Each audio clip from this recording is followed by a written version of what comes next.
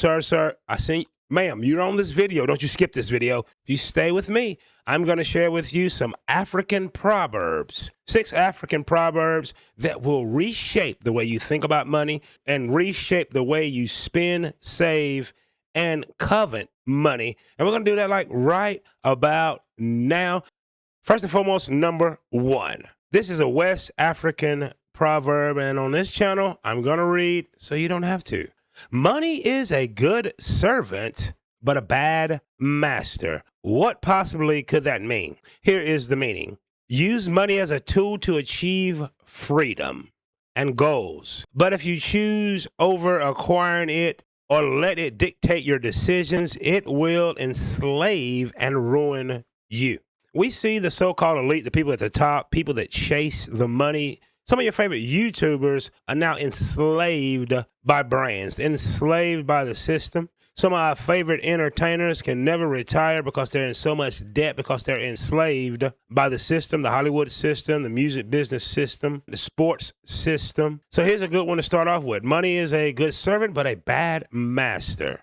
Let's go on to number 2 African proverbs on money. Money is a sharp knife. It can cut bread or cut fingers. This is a West African proverb. What could this mean? The meaning is money itself is neutral. It amplifies whatever you already are. If you're a good person, you'll be a better person. If you're creepy, you're going to be a degenerate. In good hands, it provides nourishment and comfort. Feed people. Make people comfortable. When they don't have a bunch of needs and they get some of their wants. In careless or greedy hands, it brings injury and regret.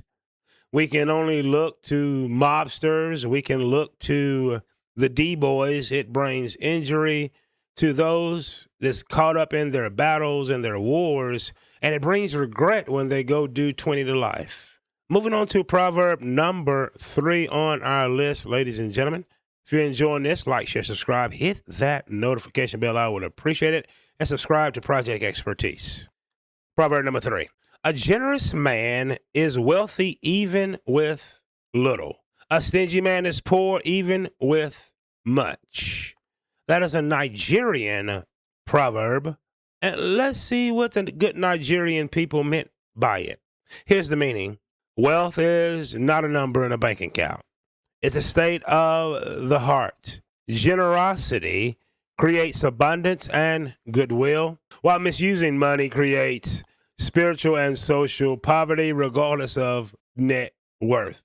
Elon Musk, he's creating more misery and poverty around the world than he's bringing abundance and goodwill. His data centers, his pollution from his billion-dollar endeavors, is it really bringing jobs? Is it bringing abundance? Is it bringing goodwill? Or is it bringing pollution, sickness, and more poverty? These are the things that we can learn from these African proverbs. Moving on to number 4. Number 4 on our list of African proverbs about money is, do not look at the wealthy man's barn.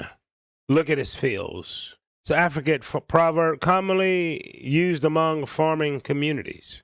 Once again, do not look at the wealthy man's barn. Look at his fields. The meaning of this proverb is, don't envy final results, the stored grain or the money. Study the source, his daily labor, his planning methods, his discipline. True wealth is in the process, not the outcome. Do not look at the wealthy man's barn. Look at his fields. Look how they grew. Most people want a finished product. They care nothing about the process, the struggles, the setbacks. They just want to get to the finish line without having to run the race.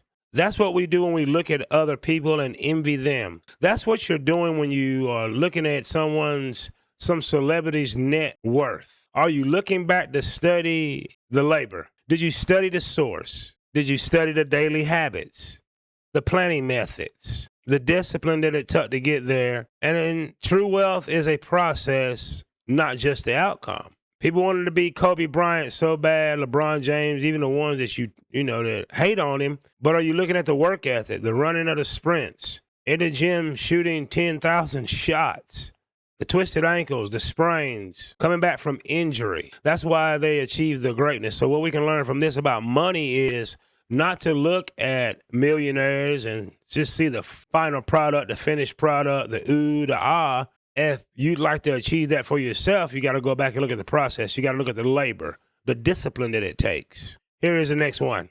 Money cannot heal the heart, but it can buy the medicine for the body. Once again, for those that chasing the money, hustling and grinding, and you may be emotionally hurt, you've not traveled down your emotional timeline that I talk about often here. We have an emotional timeline where those traumas as a kid, adolescent, teenager, younger adult stays with us unless we heal them. This African proverb is teaching us that money cannot heal the heart. Money cannot heal the mind, but it can buy the medicines for the body. What would be the meaning behind said proverb? You may have figured it out. I'm going to read so you don't have to. Here's the meaning. Money has clear limits. It can solve material problems, ease physical suffering, and provide comfort. But it cannot buy love, loyalty, inner peace, or genuine human connection. Know its boundaries. Do you know the boundaries of money? This is one of the best proverbs on the list. Money cannot heal the heart, but it can buy the medicine for the body. And this is what it means. Money has clear limits. Money is not limitless. Money has clear limits. It can solve material problems in the material world. It can ease suffering. Someone that is starving, money can buy them food. Someone is in pain, money can buy pain medicine. Someone has a broken arm, money can buy the care needed to mend that broken bone. It can provide comfort. You're suffering during a hot summer, money can buy you an air conditioning unit. You are on the side of the road because you ran out of gas. I can give you money to buy gasoline to put in the car so you can get where you need to go. But money cannot buy love. It never has and never will. Money will not buy you loyalty. It never has, it never will. Money cannot buy you inner peace, self-esteem, how you really feel about yourself when you look in the mirror. And it will not buy you genuine human connection. It will rent you some friends, but money will not buy you genuine human connection. And our last proverb that we're going to share, number 6, and very, very important. Riches are like morsels of meat. They attract flies. This is another African proverb, and the meaning behind this proverb is, the moment people know you have money, you will attract hanger-ons, flatterers, and people with ulterior motives. This proverb is a caution to be discreet about your wealth and careful about who you trust. We always need to be careful about who we let in our circle. But once the world, once your family, once everyone knows he or she got it like that, you will attract hanger-ons. People that just want to hang on to you, tether to you, be around you for you to spend and take care of them without adding zero ROI. You will not get return on the investment. You're going to get people that flatter you, that won't tell you the truth that, hey, man, that's a bad idea. You already got 3 cars. Why do you need another? You're not going to get there. You will get yes men, yes women, and everyone in between. You will also attract people with ulterior motives, waiting for you to have your weak moments, waiting for you to do something they can blackmail you, sue you, some way to get to the money that you've earned through your labor, through discipline, through planning, through the process. The final warning. This proverb is a caution to be discreet about your wealth and be careful about whom you trust. So there you have it, ladies and gentlemen. I just shared with you 6, that's right, 6 African proverbs that should help you rethink money. Money is not limitless. We should not look at someone being a final product, having a lot of abundance, that being money, and overlook the process. not wonder, inquire on how you got it, the struggles, the setbacks, the pain, the sleepless nights, the rejection, and everything that may have came with earning some money.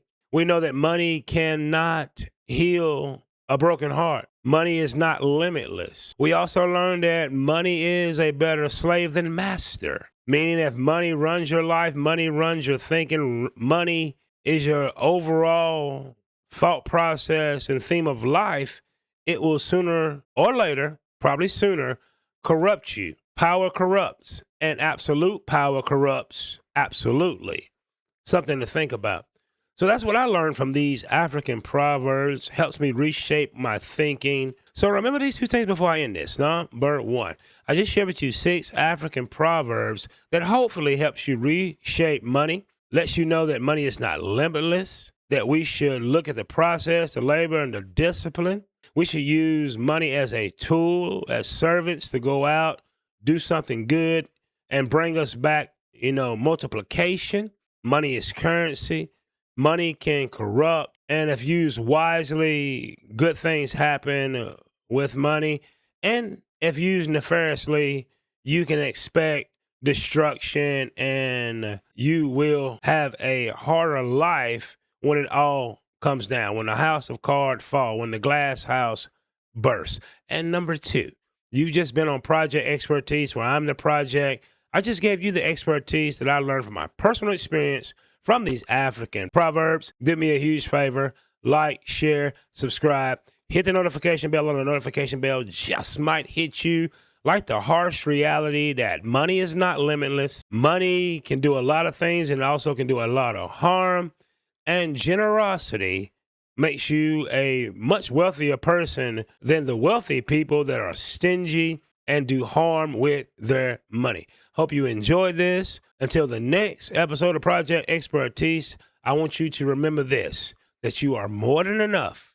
You are worthy. You are adequate. And let me share with you the last thing I heard from my father when he walked out of the home when I was 8 years old and never returned. He used to look me in my eyes every day and say, Walter, you can do anything you want to do if you put your mind to it. I put my mind to making this content. I put my mind to making a difference in people's lives. I put my mind into making a holistic channel that has to deal with health, wealth, abundance, mind, body, and spirit. Know that you can do the same thing. I hope you have a great Wednesday morning, and I'm going to see you very, very soon, unless I disappear, and I'm not a magician.